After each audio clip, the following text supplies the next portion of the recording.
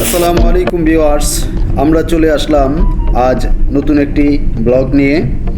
আমরা আজকে আসছি পদ্মা সেতু, এবং পদ্মা সেতু থেকে আমাদের হাতের কাজ শেষ করে আমরা মাওঘাটে ইলিশ খাবো।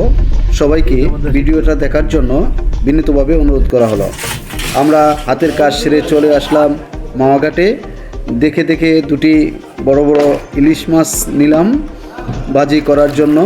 তাদেরকে বললাম, আমরা যেহেতু 6 জন ব্যক্তি ছিলাম, একজন ইলিশ খায় না তার অ্যালার্জির কারণে, তো দুইটা ইলিশকে আমরা টুকরো টুকরো করে ভাজার জন্য প্রস্তুত করলাম। আমরা আসছি মাওয়াঘাটে ইলিশ খেতে।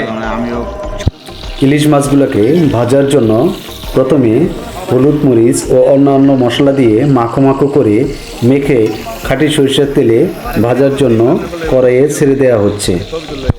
সাথে আরও দেওয়া হচ্ছে বেগুন এবং দেশি পেঁয়াজ।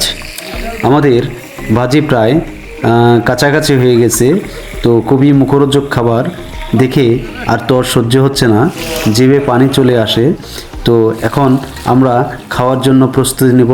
ওদিকে আমাদের মাছের যে বাড়তি অংশ, দুটো লেজ, সে দুটো লেজকে আমরা আলাদাভাবে মজা করে ভর্তা করার জন্য রাঁধুনিকে বললাম আমাদেরকে সুন্দরভাবে ইলিশে মাছের লেজা ভর্তা করে দেন।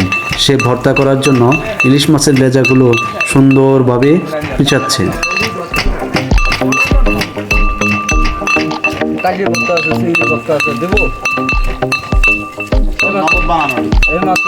এখন সাথে কি কি দেওয়া হবে আপনাদেরকে সেটা দেখাচ্ছি।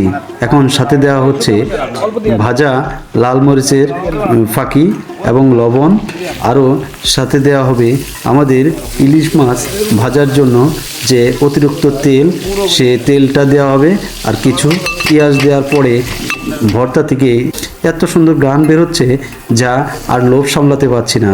মনে হচ্ছে যে এখনই খাওয়া শুরু করে দেই।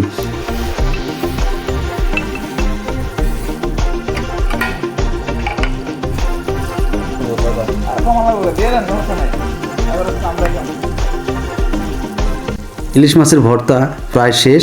এখন সমস্ত মাছগুলো তুলে নেওয়া হলো এবং সাথে তুলে নেওয়া হলো পেঁয়াজ ভাজি। এখন দেখাবে রাঁধুনি তার কারিশমা। আর আরেকটা বিষয় বন্ধুদের জানিয়ে দিই, যদি কখনো মাওঘাটে আসেন তবে অবশ্যই হোটেলগুলোতে যাচাই বাছাই করে তারপর বসবেন, না হলে তারা আপনার পকেট কেটে নিজেদের পকেট ভারী করবে। এভাবে তারা কড়াইকে খুব সহজেই পরিষ্কার করে নেয়, কোনো রকম ডিটারজেন্ট ছাড়া। আমরা অবশেষে খেতে বসে গেলাম। খুবই লোভনীয় খাবার, তো সবাই মিলেমিশে খাচ্ছি। তো সত্যি দিনটা ভালো ছিল। সবাইকে সালাম, আসসালামু আলাইকুম রহমতুল্লাহ।